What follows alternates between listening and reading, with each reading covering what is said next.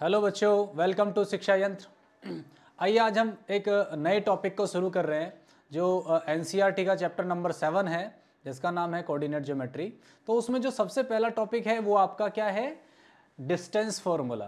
तो ज़्यादा कुछ इसके इंट्रो में नहीं घुसना है, बस उन चीज़ों को उठाना है जिनसे हमारे क्वेश्चन सॉल्व हो जाएं और हम बोर्ड के लिए एक तरीके से एक रिवीजन प्रोसेस को आगे बढ़ाते रहें।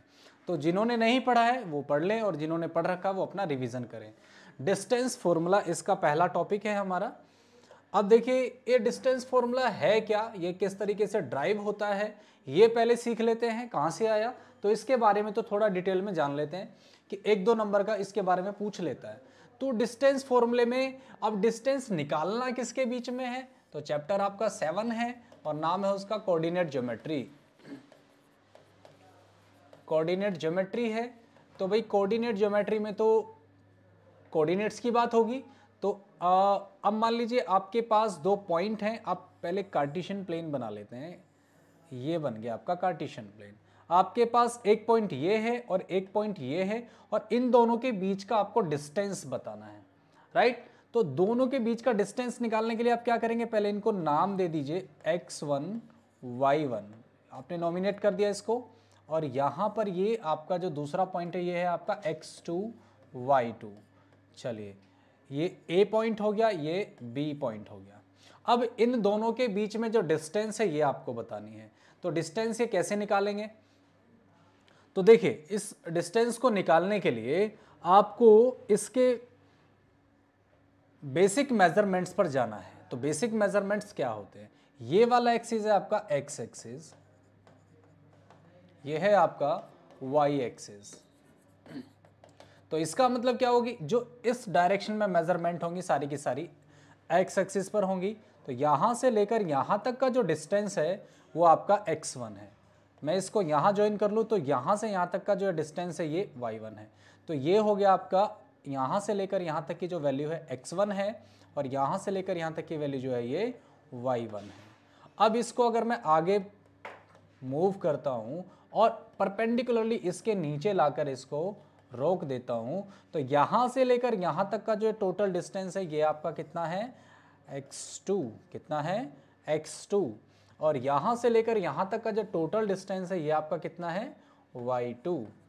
तो अब एक चीज देखिए, यहां से लेकर यहां तक x2 और यहां से लेकर यहां तक x1, तो ये वाली जो लेंथ है आपकी AB, मैं इसको नाम दे देता हूं C। तो जो AC लेंथ है कितनी होगी आपकी, x2 माइनस x1। और जो आपकी BC है तो ये टोटल लेंथ आपकी y2 है और यहां से यहां तक कितना ये आपका y1 है। तो बची हुई लेंथ कितनी हो गई, y2 माइनस y1।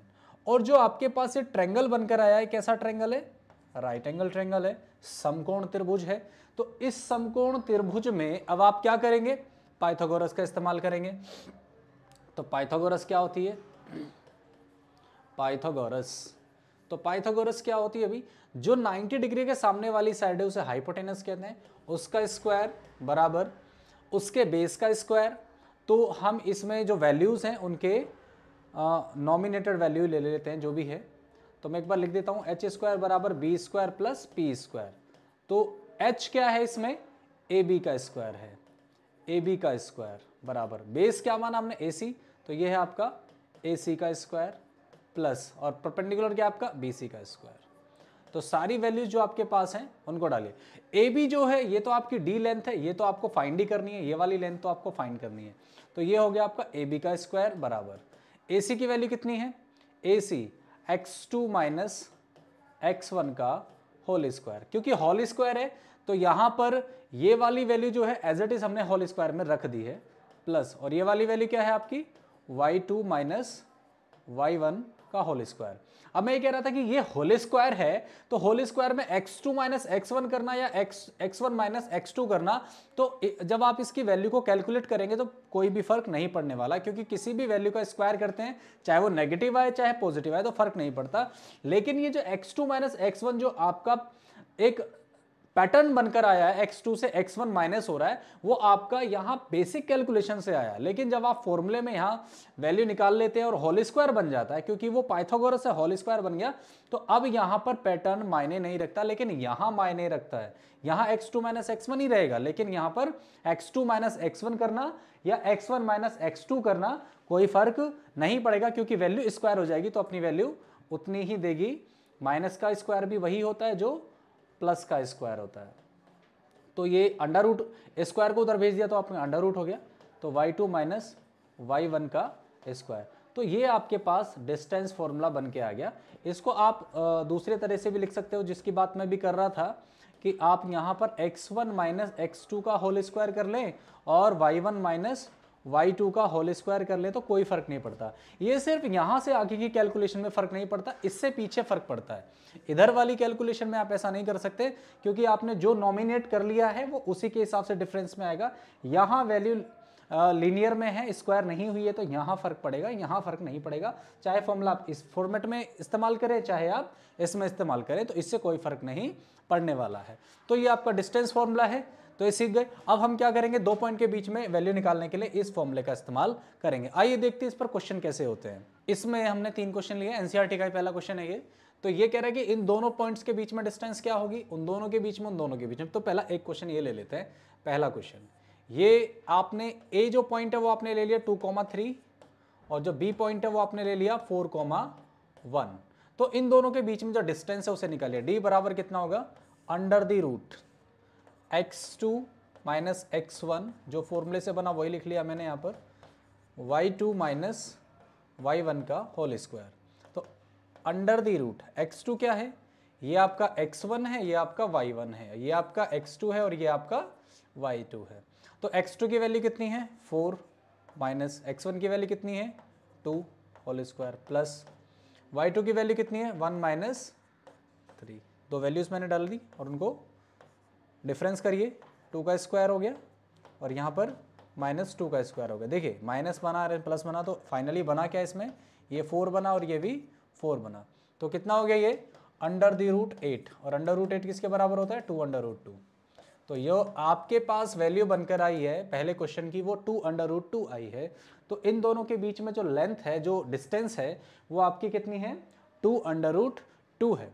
तो इस तरीके से हम इस क्वेश्चन को सॉल्व कर सकते हैं। अब अगला क्वेश्चन देखते हैं, इसका सेकंड वाला।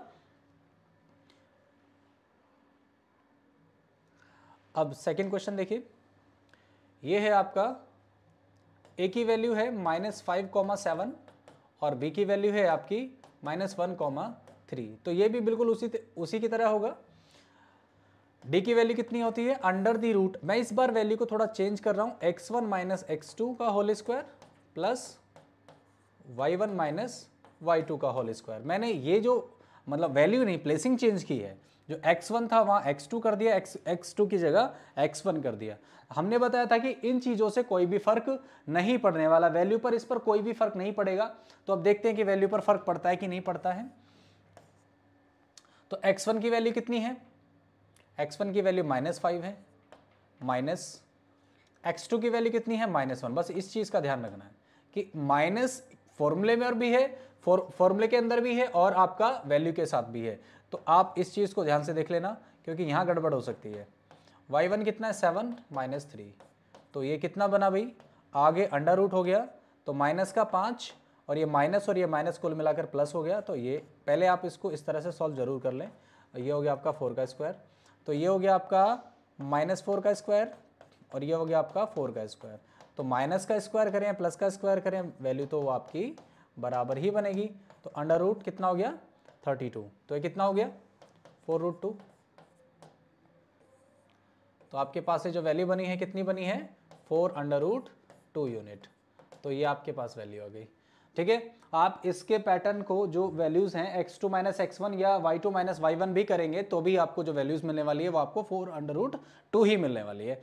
अब देखिए इसका जो तीसरा क्वेश्चन है, ये वाला क्वेश्चन, इसमें तो कोई वैल्यू ही नहीं है, कोई न्यूमेरिकल वैल्यू नहीं है।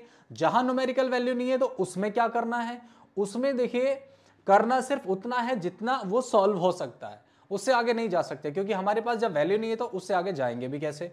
जैसे ए पॉइंट आपका है a, b और जो बी पॉइंट है आपका वो है आपका -a, -b। अब आपको डिस्टेंस निकालनी है इनके बीच में, तो आप क्या करेंगे, इसमें अपना फॉर्मूला इस्तेमाल करेंगे, वही कर लेते हैं x1 - x2 का whole square plus y1 - y2 का whole square under the root x1 की वैल्यू कितनी है a माइनस, और x2 की वैल्यू कितनी है -a, फिर से उसी बात का ध्यान रखना है स्पेशली, प्लस y1 कितना है b माइनस b का होल स्क्वायर। तो अब कितना हो गया ये a और -a में, तो कुल मिलाकर प्लस हो जाएगा, यहाँ पर भी क्या हो जाएगा b + b का होल स्क्वायर हो गया, तो यहाँ पर क्या हो गया ये 2a का स्क्वायर हो गया और यहाँ पर ये 2b का स्क्वायर हो गया। तो यहाँ क्या बना वैल्यू 4a², अंडर रूट के अंदर बन गई आपकी वैल्यू 4a² प्लस 4b²। जब आप 4a² करते हैं 4b² करते हैं तो 4 जो है कॉमन आ सकता है, तो जो वैल्यू कॉमन आ सकती है सिर्फ वो कॉमन ले लेंगे, अंडर रूट से 4 बाहर आएगा तो 2 हो जाएगा, तो अंदर क्या रह गया a² प्लस b² रह गया, तो ये वैल्यू ही बनेगी इसकी। इससे ज़्यादा सॉल्व नहीं कर सकते इसको, क्योंकि हमारे पास a और b जो है वो वेरिएबल फॉर्म में है, तो हम इससे ज़्यादा इसको सॉल्व नहीं कर सकते। जितना होना था कर दिया, उसके आगे हम इसको नहीं कर सकते, बस इसका यही आंसर है। अब देखिए इसमें जो डिस्टेंस जो है प्लस में लेनी है, क्योंकि डिस्टेंस हमेशा प्लस में ही होती है, पॉजिटिव होती है, नेगेटिव में नहीं होती, तो यहाँ पर प्लस माइनस वैल्यू निकलती है अक्सर। इसमें अंडर रूट की वैल्यू हमेशा प्लस माइनस, तो आपको प्लस ही लेनी है, माइनस नहीं लेनी है। चलिए और देखते हैं इसके कैसे क्वेश्चन है। तो ये कह रहा है कि check whether 5, -2, 6, 4 and 7, -2 are the vertexes of the isosceles triangle. Isosceles triangle को हिंदी में कहते हैं समद्विबाहु त्रिभुज, हिंदी में समद्विबाहु त्रिभुज। समद्विबाहु त्रिभुज वो होता है जिसकी 3 भुजाओं में से कोई सी भी 2 भुजा बराबर हों। ए बी सी आपके पास है, इसमें से या तो ये 2 बराबर हों, या फिर ये 2 बराबर हों, या फिर ये 2 बराबर हो, इनमें से एक जोड़ा बराबर होगा। तीनों में से 2 साइड का जो जोड़ा होता है वो बराबर होता है, उसे समद्विबाहु त्रिभुज या फिर क्या कहते हैं इंग्लिश में आइसोसेलेस ट्रायंगल कहते हैं। तो हमें ये चेक करना है, तो कैसे कि चेक करेंगे भाई, बराबर होना तो किस चीज पर निर्भर करता है, उसके लेंथ पर या उन दोनों के पॉइंट के बीच की डिस्टेंस पर। तो हम क्या करेंगे, पॉइंट के बीच की डिस्टेंस फाइंड कर लेंगे, तो हमें पता लग जाएगा भाई। तो क्या है इसकी वैल्यूज, मैं इसको फिर से रिकंस्ट्रक्ट कर लेता हूं पॉइंट के साथ। तो ये ए जो पॉइंट है आपका कितना है 5, -2, जो बी है वो क्या है आपका 6, 4, और जो सी है वो आपका क्या है 7, -2। तो यहाँ पर जो वैल्यू है आप रैंडमली ऐसे ही कहीं भी प्लेस कर सकते हैं, इसमें आप क्वाड्रेंट देखने की ज़रूरत नहीं है, क्योंकि हमें तो डिस्टेंस से मतलब है। तो यहाँ पर हमें क्या क्या निकालना है, हमें पहले निकालना है ए बी की वैल्यू, फिर निकालनी है बी सी की वैल्यू, फिर निकालनी है सी ए की वैल्यू। तो हमें ये तीनों वैल्यूज़ निकालनी है। ये तीनों वैल्यूज़ निकालने के बाद अगर इसमें से ए बी बराबर बी सी हो जाए तो भी आपका ये चेक करने वाला प्रोसीजर पूरा हो गया, इसका मतलब ये आइसोसेलेस है। या फिर बी सी बराबर सी ए हो जाए तो भी आपका प्रोसीजर पूरा है। और यदि सी ए बराबर किसके आ जाए ए बी के, तो इनमें से कोई एक जोड़ा आना चाहिए, या तो ये जोड़ा सही हो जाए, मतलब ये 3 कंडीशन है, ये एक फुलफिल हो जाएगी तो आपका क्वेश्चन पूरा हो गया। आपने चेक कर लिया कि आइसोसेलेस है। अगर इनमें से कोई सी भी कंडीशन फुलफिल नहीं हुई तो इसका मतलब ये ट्रायंगल आइसोसेलेस नहीं है। चलिए चेक करते हैं। तो अब पहले निकालते हैं A B. A B equal to क्या होगा, under the root x2 - x1। तो फॉर्मूला तो हमने पहले से लिख रखा है, मालूम है, तो हम सीधी वैल्यू डाल देते हैं, या एक बार लिख देते हैं x2 - x1 का whole square plus y2 - y1 का होल स्क्वायर। थोड़ा आसानी रहेगी देखने वालों को। Under the root x2, a और b की बात कर रहे हैं, a और b, तो इसका x2 है 6 और x1 है 5, तो 6 - 5 का स्क्वायर प्लस y2 कितना है 4 -2, मतलब 4 + 2 का स्क्वायर। मैंने सीधा सॉल्व कर दिया है, क्योंकि माइनस से माइनस प्लस हो जाएगा। यहाँ पर हो गया 1 का स्क्वायर प्लस ये हो गया 6 का स्क्वायर, तो कुल मिलाकर कितना हो गया 1 + 36, तो ये आपका कितना हो गया अंडर द रूट 37 यूनिट। तो ये अभी वैल्यू फाइंड नहीं कर रहे हैं, क्योंकि अगर सारी की सारी वैल्यू, अगर इसमें आइसोसेलेस होने की कंडीशन होगी तो अंडर रूट 37 कहीं ना कहीं तो बनेगा, या आगे देखते हैं, जरूरी नहीं कि अंडर रूट 37 ही बने, हो सकता है बाद के 2 बराबर हों। चलिए अब हम निकाल लेते हैं इसमें बी सी की वैल्यू। तो बी सी क्या होगा, बी और सी, तो क्या है x2, 7 माइनस 6 का होल स्क्वायर प्लस -2 और -4 का स्क्वायर। तो ये कितना हो गया, 7 माइनस 1 हो गया, 7 माइनस 6 हो गया 1 प्लस -6 का स्क्वायर। तो ये तो यहीं होता हुआ नजर आ रहा है। BC इक्वल टू कितना हो गया आपका 1 और ये हो गया आपका 36। तो कितना हो गया √37। तो इसका मतलब क्या हुआ, AB इक्वल टू किसके आ रहा है, BC के। Yes it is isosceles. ये एक आइसोसेलेस ट्रायंगल है। हाँ, ये एक समद्विबाहु त्रिभुज है। क्योंकि इसकी दो साइड पहले ही बराबर आ गई तो हमें अब आगे जाने की जरूरत नहीं है, क्योंकि दो बराबर आ गई तो यहीं से पता लग गया कि आइसोसेलेस है। अगर यहां पर लिखा होता इक्विलैटरल ट्रायंगल तो फिर हमें एक और प्रोसीजर, मतलब इसका एक और कैलकुलेशन हमें करना ही पड़ता, आगे बढ़ना पड़ता। चलिए अब देखते हैं इसका अगला क्वेश्चन क्या है। क्वेश्चन पूरा हो गया। नेक्स्ट क्वेश्चन है आपका, the point on the x axis which is equidistance this and this. तो आपका जो पॉइंट है, इस क्वेश्चन को अच्छे से देखिए क्योंकि ऐसा क्वेश्चन आ जाता है एग्जाम में। तो पॉइंट अगर एक्स एक्सिस पर है तो ऑब्वियसली उसके कोऑर्डिनेट क्या होंगे, x,0। और एक पॉइंट है इसका 2,-5 जहां से इसके डिस्टेंस d1 है और दूसरी डिस्टेंस जो है वो आपकी d2 है और -2,9। तो दो पॉइंट है इनके बीच के डिस्टेंस है, लेकिन क्या लिखा हुआ है, इक्वी डिस्टेंस लिखा हुआ है। क्या लिखा हुआ है, इक्वी डिस्टेंस, मतलब बराबर दूरी पर है। ये दोनों दूरियां आपस में क्या हैं, बराबर हैं। इसका मतलब आपको क्या गिवन है, d1 बराबर किसके है, d2 के। मतलब यहां से आपको d1 और d2 निकालने हैं और उनको बराबर रखना है, और जो वैल्यू आपकी x की मिलेगी वही आपका पॉइंट हो जाएगा, क्योंकि आपको पॉइंट निकालना है। तो x निकल जाएगा, y तो 0 है तो x ही निकालना है। तो d1 की वैल्यू क्या होगी, √, x2 माइनस x1, तो x -2 का होल स्क्वायर प्लस 0 - 5, मतलब 0 + 5 का होल स्क्वायर बराबर d2 की वैल्यू कितनी है, x + 2 का होल स्क्वायर प्लस 9 - 0 का होल स्क्वायर। इसमें पैटर्न उल्टा हुआ, कोई बात नहीं, उससे फर्क नहीं पड़ता। यहां पर क्या हो गया, अब दोनों तरफ √ है तो क्या करेंगे, squaring both side, squaring both side. दोनों तरफ का अगर हम वर्ग कर दें तो हमारी जो √ वाली ये जो टर्म है, जो ये √ से बाहर आ जाएगी। तो क्या बनेगा, x - 2 का whole square plus 25 is equal to x + 2 का होल स्क्वायर प्लस 81।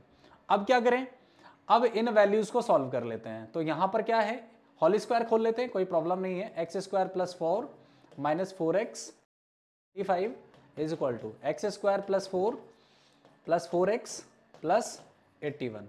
तो ये 4 और x² तो कैंसिल हो गए, दोनों तरफ प्लस के हैं तो कैंसिल हो जाएंगे। अब बचेगा क्या, ये वाली वैल्यू इधर ले आइए, -4x इज इक्वल टू 81 - 25। तो ये हो गया -8x, और ये कितना हो गया, 11 - 5 6 हो गया, और 7 - 2 5 हो गया। तो प्लस का 56 होगा क्योंकि ये वैल्यू है। तो x इज इक्वल टू कितना हो गया, 56/-8।